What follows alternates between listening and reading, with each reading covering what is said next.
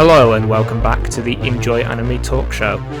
We are still investigating the world and themes of Neon Genesis Evangelion. I really want to say the Gigak Neon Jellyfish Evangelion joke every time. You are with me, Gareth, and my good friend Freddie from across the camera. How are you doing today, Freddie? I am doing glorious. Excellent. Are you ready to delve into some more of the intriguing world of Evangelion? Yes, sign me up. Excellent. So, episodes 4 to 6 to continue our little collection of trilogies as we review the show. So we said at the last episode that the first 3 episodes of Evangelion kind of fell into the classic movie trilogy trope. So we had like the introduction of mystery, then we had some world building in episode 2, and then like a horror movie trilogy. Episode 3 comes back and we actually see more of like the angel fight and some of the things that occur for Shinji before he goes off to fight another angel and live a day-to-day life in a school, meeting non-playable cameraman and Toji.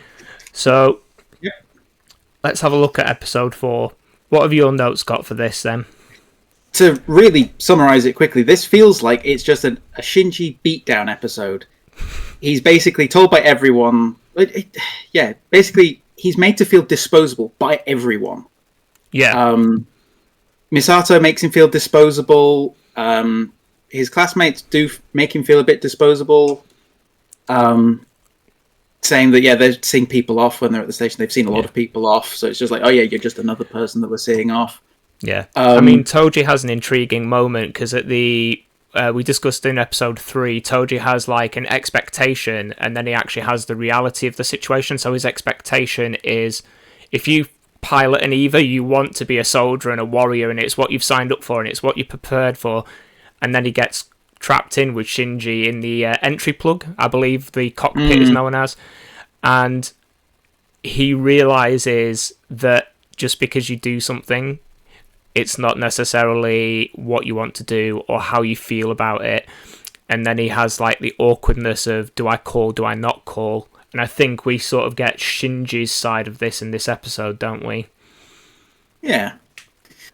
You just get the experience of him really going through like trauma. That he's just like... It's like it's not burst, but it's certainly got to a point where he feels like he can't do anything anymore. Yeah. I mean, we enter this episode, is it called something like The Rain After? And Shinji has kind of... It's like the... Either poo or get off the potty, isn't it, from Misato? Yeah.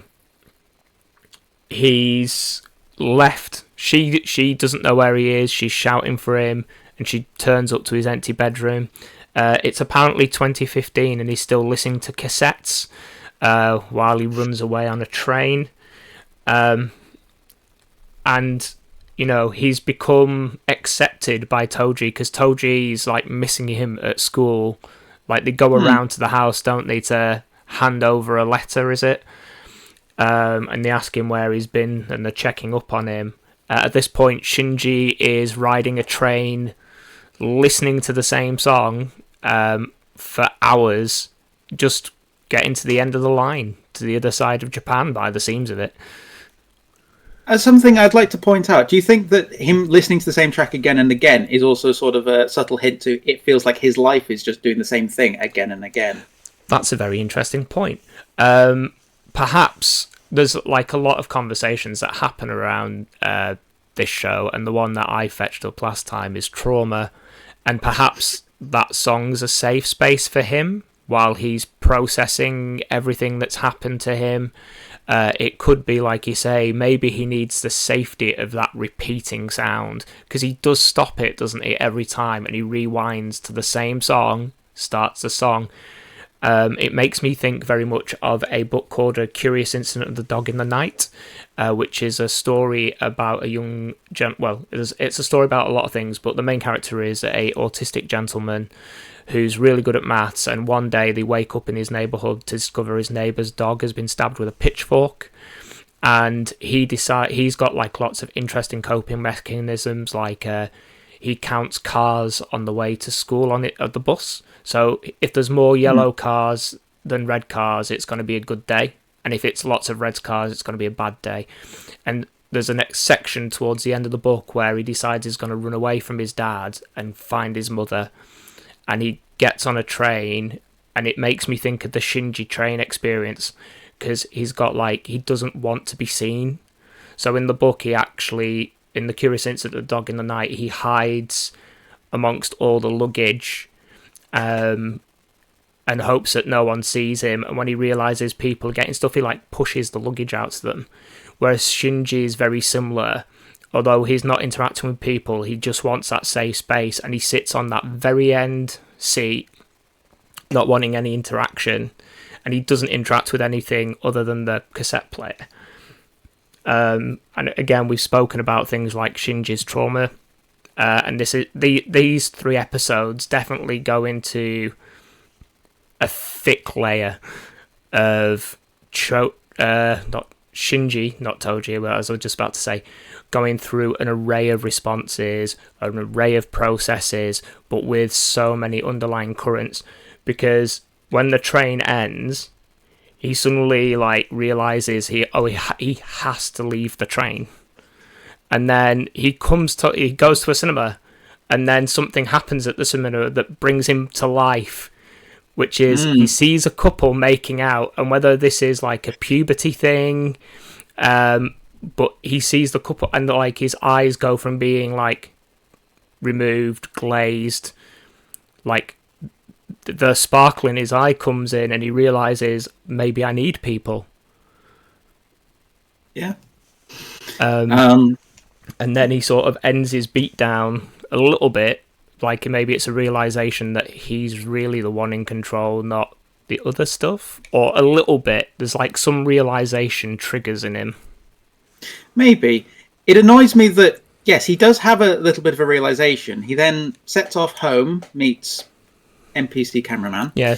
On his journey, he walks through some Van Gogh sunflowers, whether or not you're an art appreciator. It's definitely Van Gogh-esque, which I'm wondering is that how he's seeing the world? Yeah, like, as a more abstract. Yeah. Again, when he actually gets back to Misato, though, it does annoy me that she then immediately starts chewing him out. Yeah. She does, again, the conversations with Misato in this episode are very much about his seemingly underlying desire for, like, a caring parental role in his life, but he also feels obligated all the time to do stuff. Like, he doesn't do things because he wants to. It's like, oh, the expectation is put upon me, so I have to do this. And then but then he sees stuff and he's like, oh, well, if it's not me, who else will it be? Like this strong sense of obligation. Yeah. Misato essentially tells him, though, that, yeah, as you said, it's the poo or get off the potty. Yeah. But it comes with the sort of the added, like, catch that if he decides to leave, he leaves everything. It's not a case of, okay, you can, do something else, but you can stay with Misato, you can stay with your classmates. No, you leave everything. Yes. That's the trade-off. Yeah. I mean, also the way that Nerv collects Shinji is quite interesting, because he's given the full FBI treatment while he's with the guy who's like in his mid-teens. This goes to show how I think modern society's moved on. He's in his mid-teens playing with wooden guns, being a soldier in a field, and he thinks it'd be cool to be an EVA pilot. And Shinji explains to him that he doesn't want to be a pilot, and one of the other things he doesn't want to happen is he doesn't want Rei to have to pilot EVAs either. And Misato sort of explains to him, like, well, poo or get off the potty. If you don't want to do it, don't do it. Leave. You're allowed to leave. And then as he's being taken away, or like he chooses to leave, doesn't he? Yes. But there's a conversation in the corridor about a project called The Fourth Children as well, which is an intriguing little like breadcrumb of story along the side. And then we get just the longest flash between... This episode has like a lot of long shots, doesn't it, of just like empty spaces and just like a vastness, whether that's to like help us join Shinji on like feeling detached, or like the size of the world versus the size of the person. But that's all before Misato gives him the choice, and he decides he's going to go. The FBI pack him back in the car, and he goes to the train, and no one wants him to go. It's like, this is the choice. You're allowed to make a choice. Toji turns up with NPC cameraman. Misato turns up. And there's a great scene that I've got a note on down here. And this is a conversation that I had in the previous episode about the change of dub for Netflix, because you're watching it in sub and I'm watching dub. Yeah, just making sure I got that right. And the classic punch me in the face scene comes up. Yeah, you've explained this to me. Yeah. So in the original dub, he shouts, "Stop, wait," and it's so badly cut to the lip sync. It's hilarious. It's great. And now Netflix have fixed it, and I'm unsure if that's better or worse, but it's for you to decide. And Shinji punches him. And I think Toji has a lot of realization about Shinji's life in this, doesn't he? Yeah, I'd say so.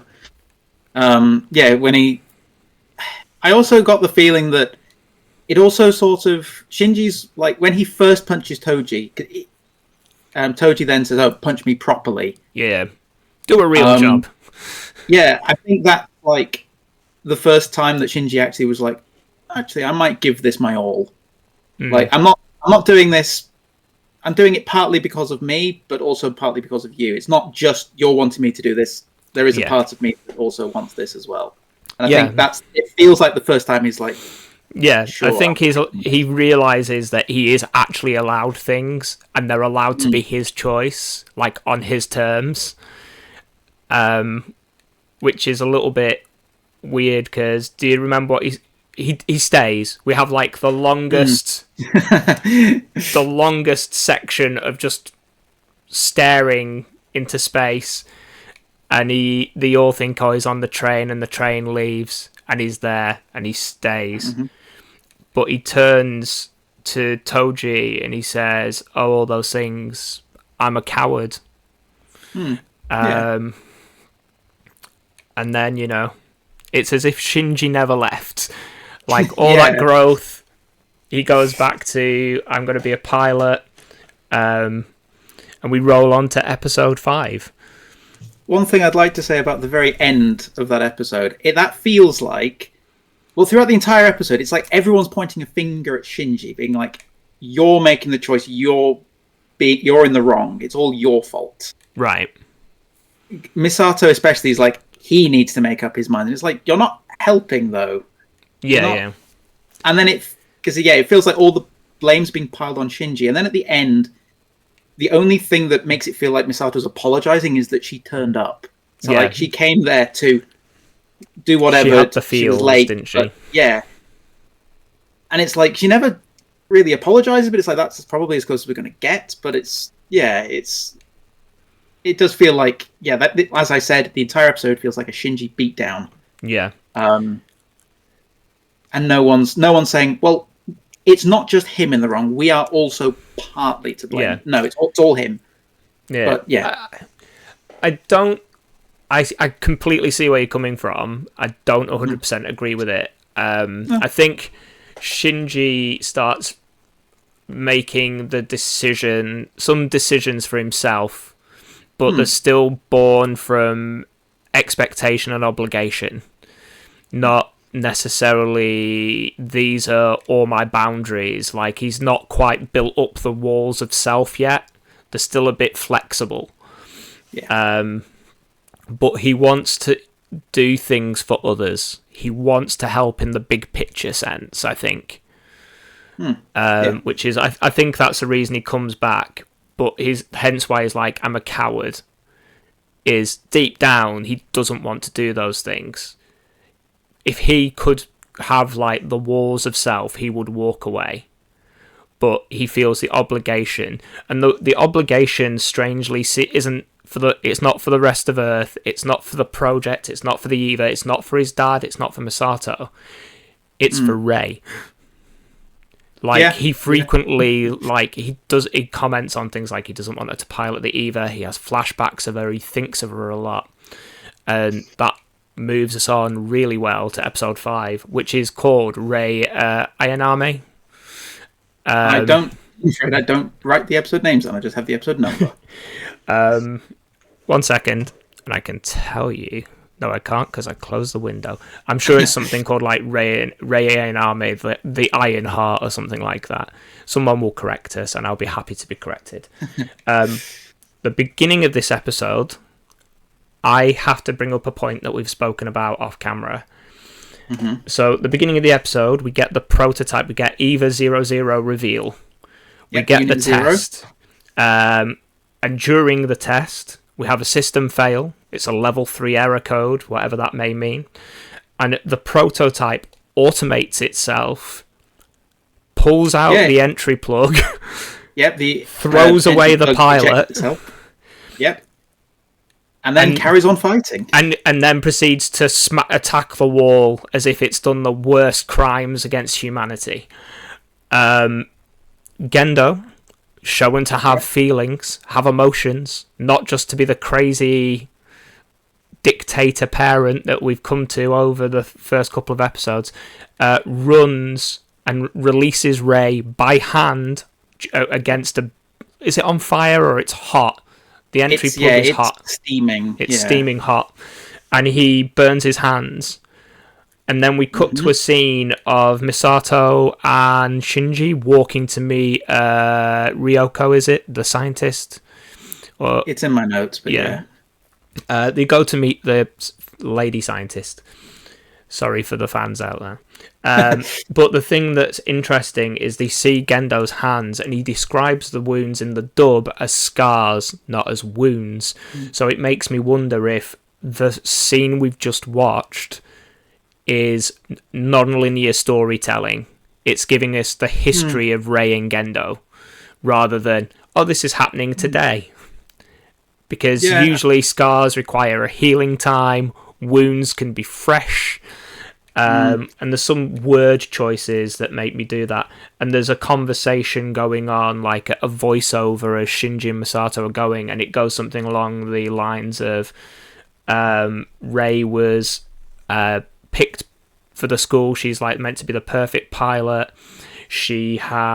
But she's described as not having synced with the Eva. There's a question of whether she's mentally stable. That's alluded to be a problem, and then the conversation finishes with, this can't be correct. And then we're shown into the scene where they're examining the DNA of a piece of angel, which is 98% matched to human DNA, so there's more breadcrumbs being pushed out there for us.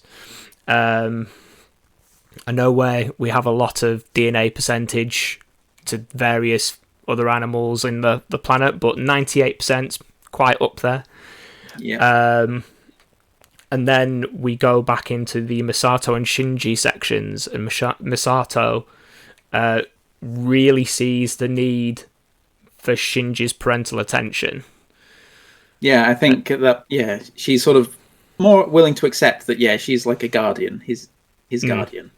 I think she doesn't accept it. I think she chooses it because she's like, in the other episode, she's like, where would he go? What else has he got? Like, all he really has is me. I'm the only one who understands him, but also getting that damn Eva.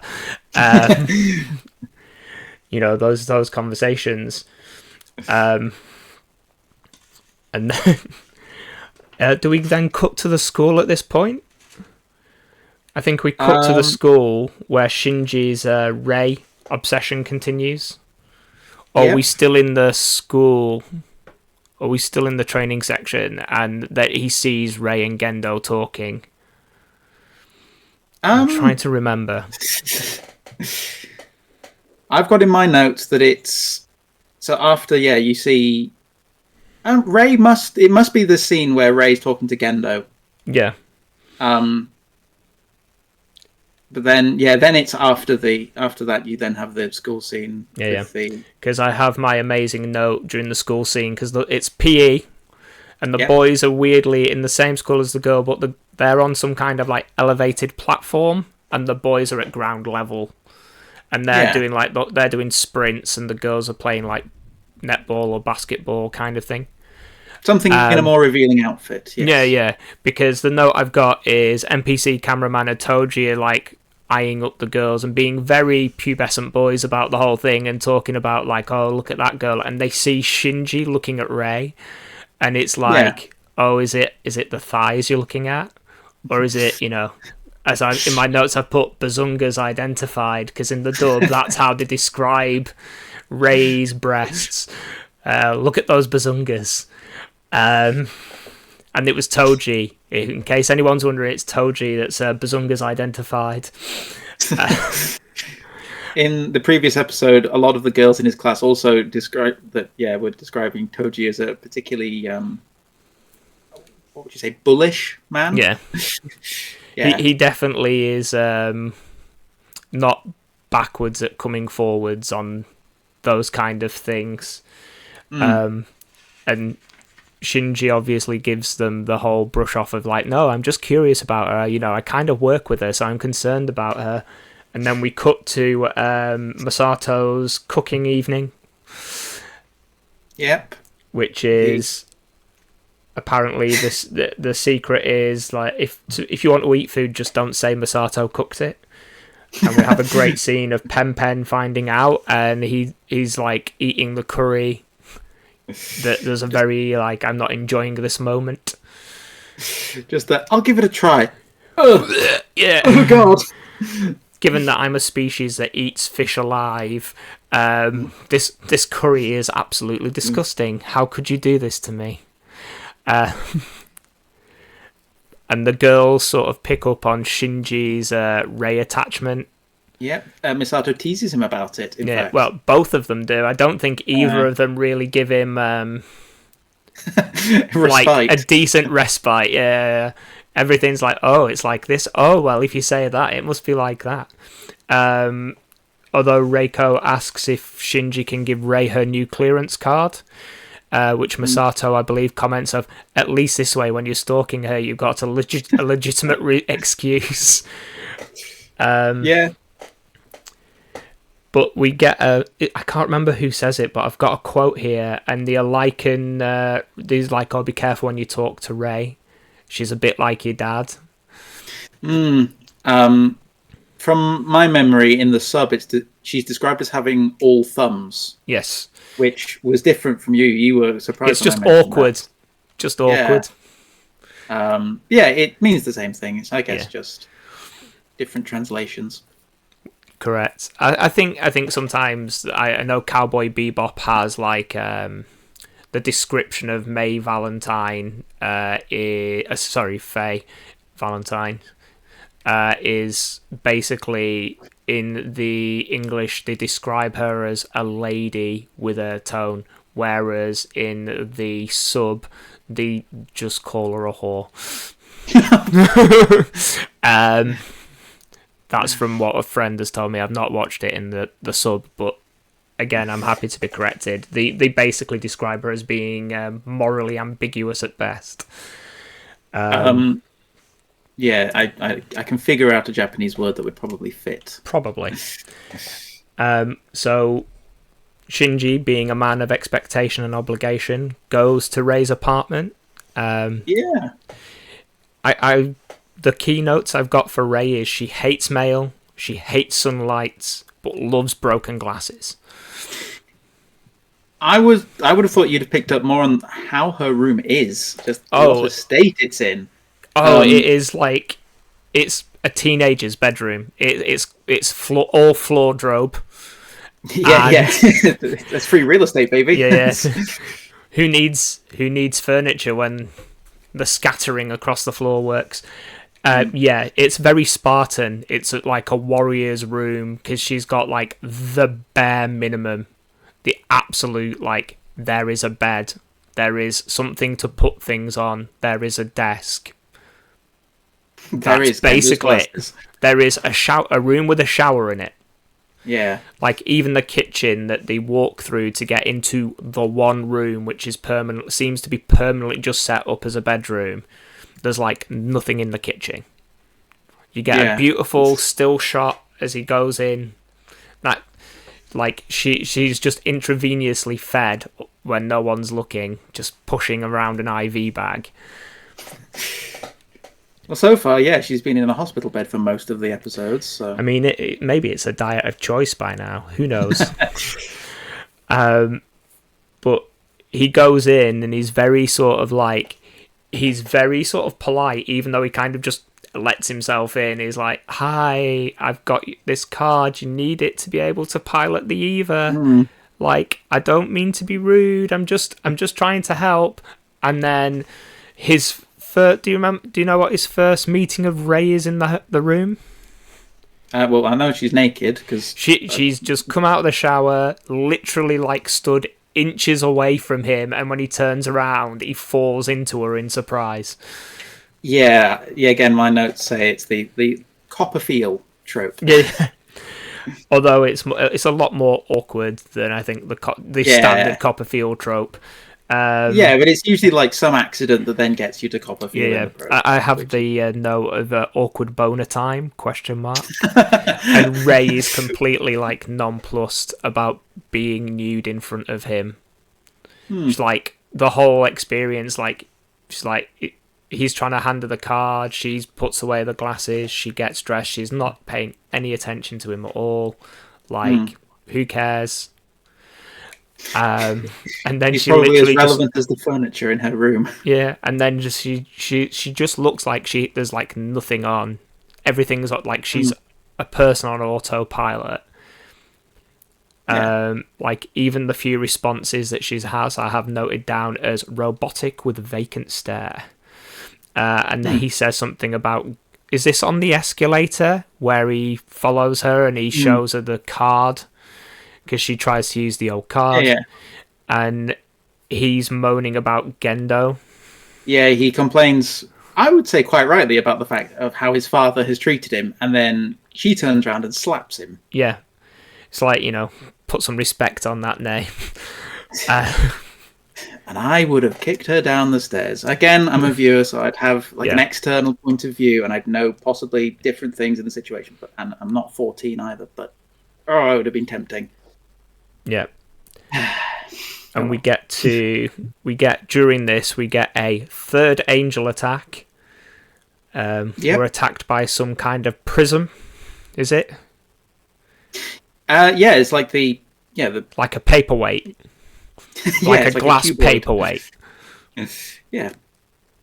And obviously this ruins that, because Ray's going to retest to be fitted to Unit 0, isn't she? Yeah. And the angel kind of turns up and ruins this. Shinji gets deployed and he immediately gets brought back out of the fight because he just gets a hole punched through him. I've got here as my notes, fifth angel ruins Unit 0 test. Shinji to fight his third angel in the space of a month. Angel instantly fires boiling Shinji. Yep. And that's where the episode ends. It does. One of the things I've noticed is that the angels, now that they're aware of the EVA unit, seem to be like, right, guys, when you get to Tokyo 3, just start blasting. Just do it. Yeah. Like, wreck them up a bit, and then get on with the mission. Because we become... I can't remember if it's at the very end of episode 5 or the very beginning of episode 6. Because again, these episodes feels like a trilogy, so we got like Shinji's depression realization section, and then his obligation expectations. Like, this time he kind of chooses to fight, doesn't he? He's more... Yeah. It's less he's reluctant. More willing to get in. Yeah. I'm not saying he's wanting to do it out of choice, but the reluctance is a little bit lower. And then my overall feeling from the episode, so whereas the previous episode was a Shinji beatdown, this one feels like they are really raising Rei onto like this pedestal. Yeah.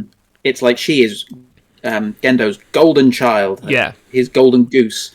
And it's like, yeah, Shinji, you're just the spare. Just, Yeah.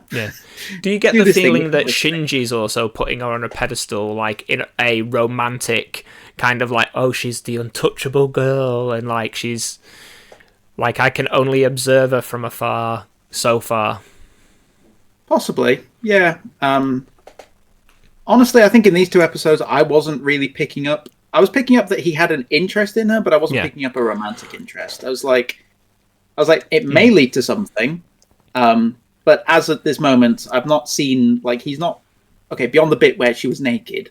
Okay, He's not been like blushing around her or anything. Yeah. Or it's like even when he was in school and like staring at her, there wasn't any physical like, oh, he's starting to blush. It was like just with you saying about the pet. That's why I asked, because you said about the pedestal, and I was like, we've definitely seen that Gendo has a strong feeling, a strong paternal relationship? Question mark. He does. He has an actual son. No, I don't care about you. You, Ray. Yeah. You. But Ray, you're secretly my real son.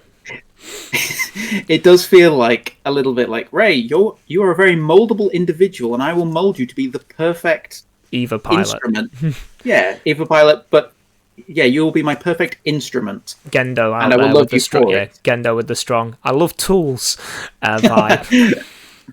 And then episode 6, which is I actually wrote the title down for this one, is Showdown in Tokyo 3. And Yes, I put, that was. we go back to the end of episode 5 of, and I quote, Shinji getting blasted. Careful. That's what I put. But Misato goes to fix Shinji. Like she rushes to his side to like mother him, like get him out there, get like screw the Eva. I don't care about the machine. Get that boy out of there. And then the Angel Drilling Company opens for business. Which kind of goes back to what I said in the first podcast. Like, are they really going to Tokyo 3 just to wreck stuff up, or is there a digging team? With those sliding buildings, I would. Yeah. Oh boy. Anyway, we'll have to do like a bonus feature where we just let you talk about the sliding buildings, Freddie. If anyone wants to see that, just leave us a comment and we'll sort it out for you. I also described the next scene because they're in Tactops and there's Misato and 2 people giving her information, and I described it as tactical genius Misato appears, and there's 10 hours until it.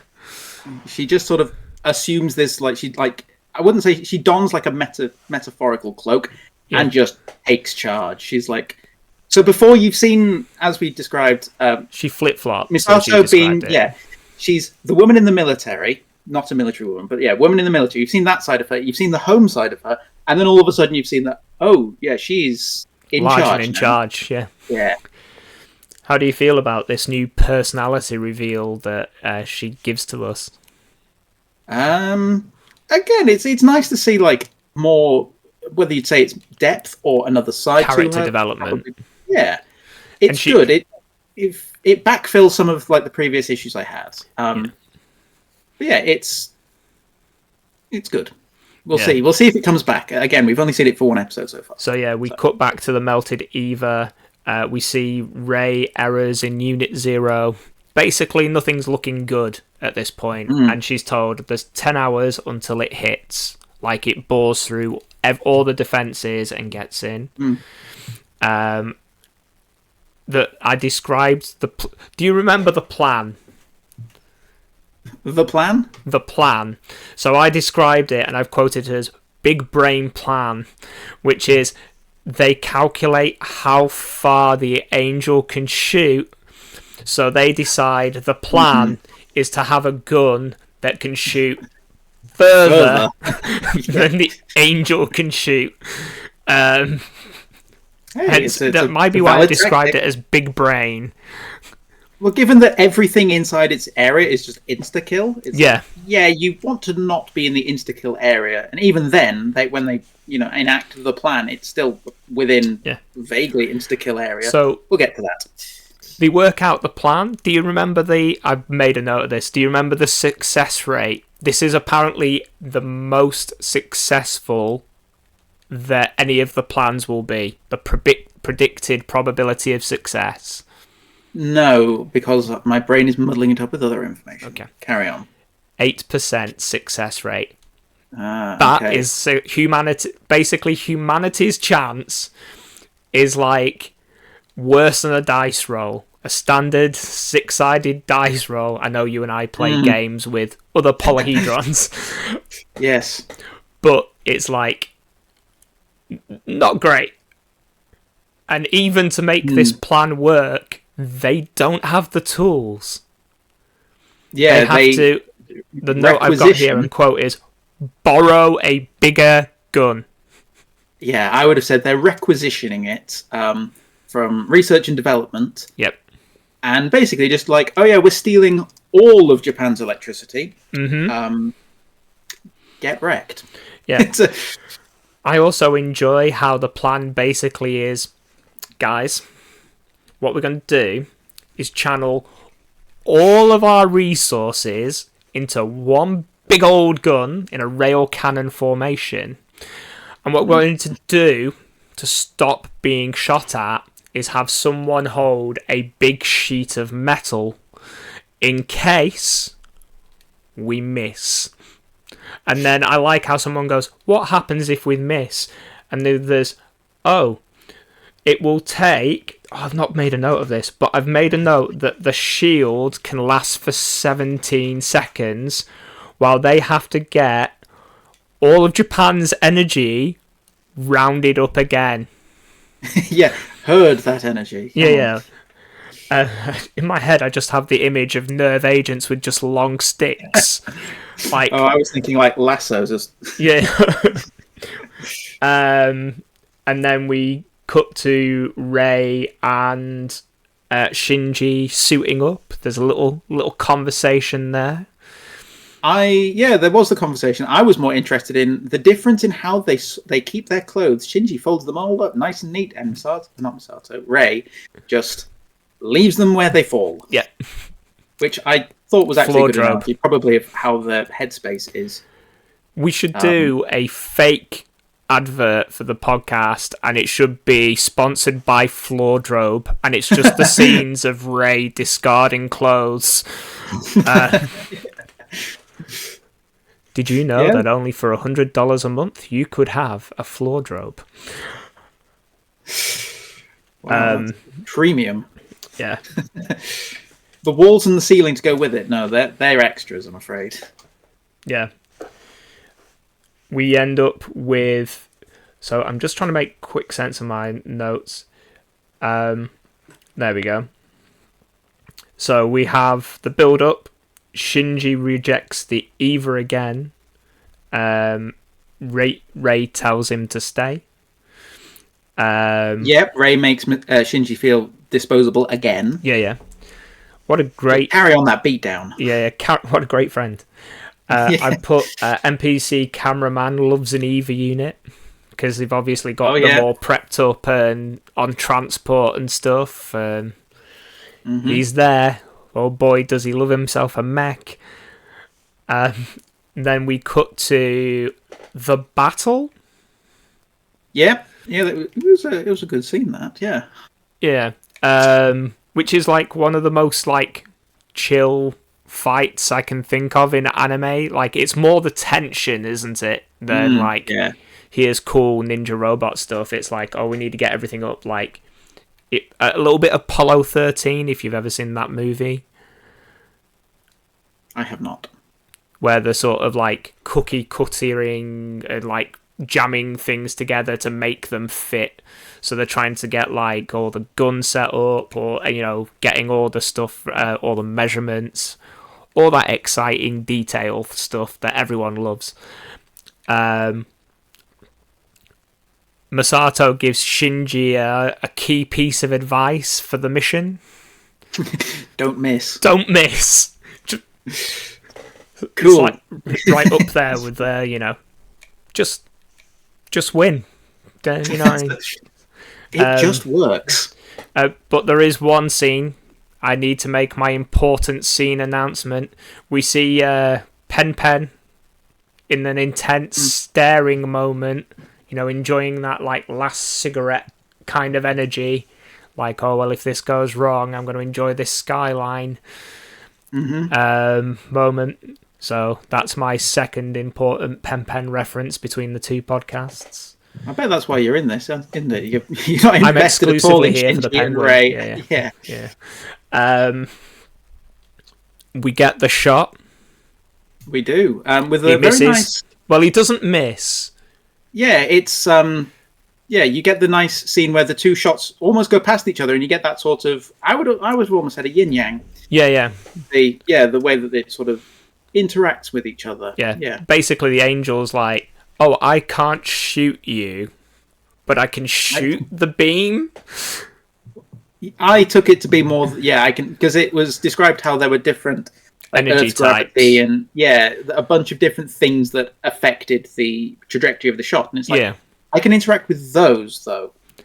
Basically, check out my sick trick shot.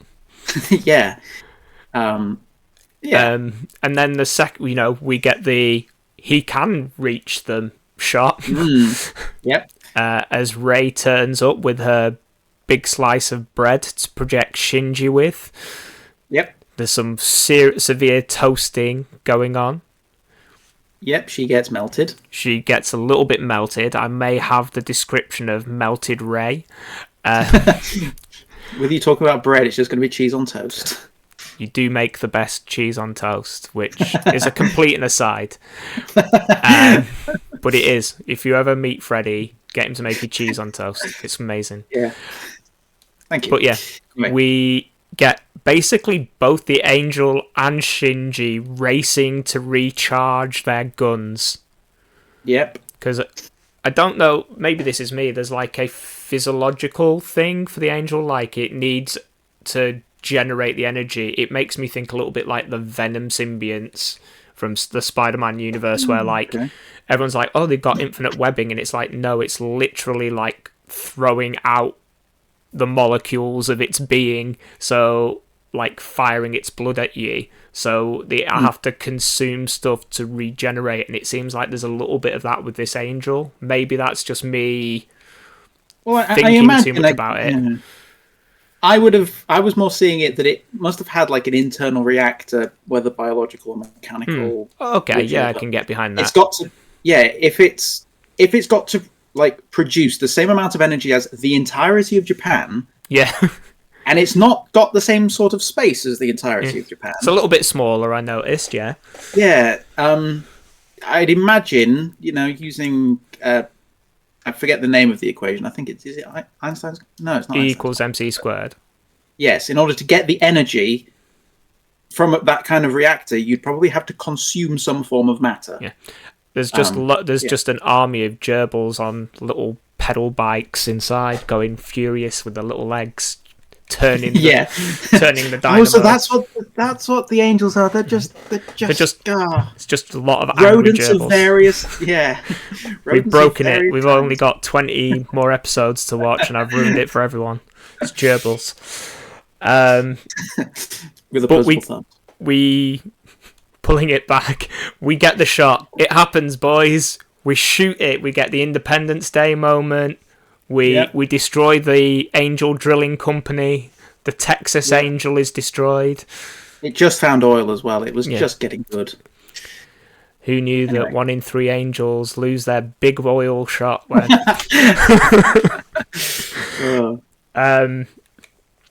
And we get Shinji doing a Gendo.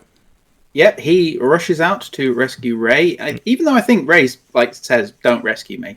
Yeah, she's like, "Oh, don't worry about me." Because one of the comments she makes while they're talking is like, "Why do you pilot Evas? Like they separate us." And she's like, "Oh, it's my link to everyone. It's all I've got. Like I have nothing." Shinji rescues her, and it's like he basically makes a comment. Maybe you should live more. There's more than just Evas. You are allowed to leave your house. Just fucking live. Not an automaton. Yeah.